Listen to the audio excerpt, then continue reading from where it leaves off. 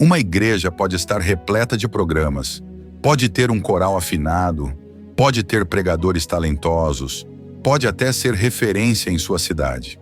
Mas se Deus não está lá, essa igreja já está morta.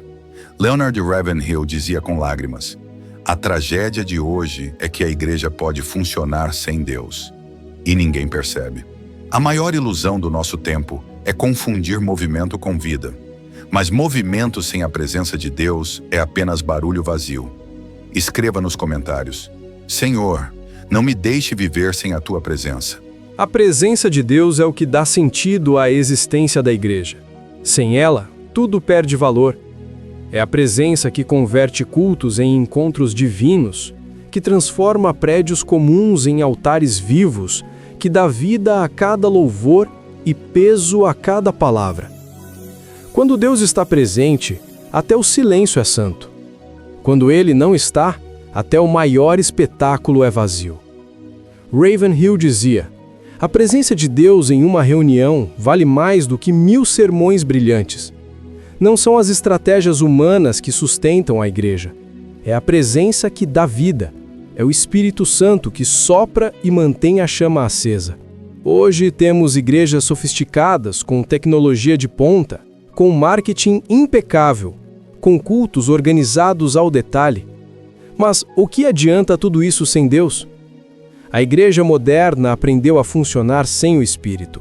Aprendeu a atrair multidões sem precisar atrair o céu. Essa é a tragédia. Sabemos encher bancos, mas não sabemos encher altares. Sabemos entreter pessoas, mas não sabemos quebrar corações. A maior miséria não é um templo vazio de gente. É um templo cheio de gente e vazio de Deus. Ravenhill clamava: a igreja moderna perdeu o Espírito Santo e nem sente falta dele. A religião é capaz de sobreviver sem a presença de Deus. Podemos cantar sem o Espírito, podemos pregar sem unção, podemos aplaudir sem quebrantamento. Mas Deus olha e diz: este povo honra-me com os lábios, mas o seu coração está longe de mim. Uma igreja sem Deus pode manter aparência, pode até crescer em números, mas é cadáver espiritual. É um corpo sem alma. E o mais assustador é que pode continuar funcionando assim por anos, enganando homens, mas nunca enganando a Deus. O perigo não é quando a igreja é perseguida. O perigo é quando a igreja é abandonada pelo Espírito e continua como se nada tivesse acontecido. A Bíblia é clara: até igrejas podem morrer diante de Deus. Em Apocalipse, Jesus disse a Sardes: tens nome de que vives, mas estás morto. Ou seja, a reputação não garante a vida. A Laodiceia ele declarou: estou a ponto de vomitar-te da minha boca. Eram ricos aos olhos dos homens, mas miseráveis diante de Deus. Essas cartas mostram que nem tudo o que parece próspero é aprovado pelo céu. Uma igreja pode ter prestígio, pode ter influência, pode ter recursos, mas se perdeu a chama, está morta. A história da fé nos mostra que a diferença nunca foi feita por catedrais imponentes, templos cheios ou liturgias impecáveis, mas por homens e mulheres que carregavam a presença de Deus. Moisés sabia disso quando orou desesperadamente: se a tua presença não for conosco, não nos faça sair daqui. Ele entendia que sem a presença, Israel seria apenas mais uma nação, mas com a presença, seria o povo de Deus. No Novo Testamento, Pedro é um exemplo vivo dessa transformação. Sem a presença, ele negou Jesus diante de uma simples criada. Mas depois de ser cheio do Espírito Santo, levantou-se diante de milhares e proclamou Cristo com ousadia. E 3.000 foram salvos em um único dia. John Wesley afirmou: coloque um homem em chamas por Deus, e o mundo virá vê-lo queimar. Não é o número de sermões, nem a qualidade dos programas, mas uma vida incendiada que muda o destino de gerações. Ravenhill repetia que o que o mundo precisa não são de igrejas lotadas, mas de igrejas cheias da presença. Ele sabia que a presença de Deus em uma só vida quebrantada vale mais do que os recursos de 1000 instituições religiosas. Uma vida cheia da glória de Deus pode incendiar famílias, cidades e até nações inteiras. O mesmo princípio se aplica ao indivíduo. Um cristão sem a presença pode parecer religioso, piedoso e até ativo em sua igreja, mas diante de Deus está morto espiritualmente.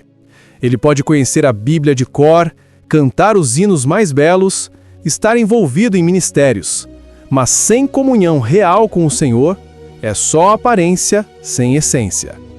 Cristãos sem a presença são como lâmpadas sem óleo. Brilham por um momento, mas logo se apagam.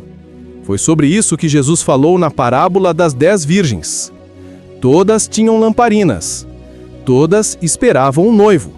Mas 5 eram insensatas porque não tinham óleo. O resultado? Ficaram de fora da festa. Um cristão que não cultiva a presença pode enganar a família, pode enganar a igreja, pode até enganar a si mesmo, mas jamais enganará o Deus que sonda corações. E essa é a tragédia de muitos hoje. Carregam títulos, usam rótulos de cristãos, mas não carregam fogo. São conhecidos dos homens, mas desconhecidos no céu. O cristão sem Deus não apenas perde o fogo, perde o próprio caminho da eternidade. Se a igreja perdeu a presença, não precisa de novas canções, nem de sermões mais sofisticados, nem de estratégias de crescimento. Precisa sim de arrependimento. Arrependimento é voltar ao altar, é voltar às lágrimas, é voltar ao secreto. É reconhecer que sem Deus estamos apenas representando religião morta. É no arrependimento que o fogo volta a arder.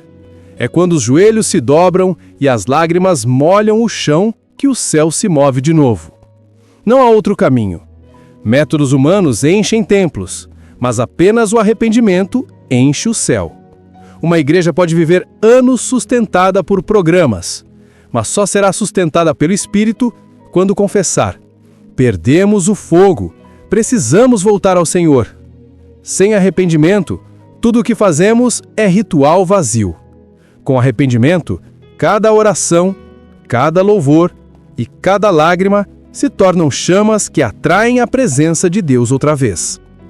Se Leonard Ravenhill estivesse vivo hoje em dia, sua voz ecoaria como trovão. Igreja, desperta! Sai da superficialidade, sai da rotina morta, volta à presença, volta à oração, volta ao altar perdido. Ele nunca se impressionou com templos lotados ou conferências famosas. Para ele, a verdadeira prova da igreja era o altar secreto. Por isso dizia: a igreja não precisa de pregadores famosos, precisa de santos quebrantados. O mundo não será abalado por luzes, som e espetáculos, mas por corações que ardem diante do trono. O inferno não teme nossos programas, nossas estruturas, nem nossos talentos. O inferno só treme diante de uma igreja cheia da glória de Deus. Uma igreja que vive no secreto, que ora até as paredes tremerem, que busca até o céu se abrir. Você vai se conformar em fazer parte de uma igreja morta, que impressiona homens, mas não toca o céu? Ou vai decidir hoje buscar a presença até que o fogo volte a queimar? Hoje é o dia de decisão. Hoje é o dia de reconstruir o altar. Hoje é o dia de buscar até que o céu responda. O tempo de superficialidade acabou.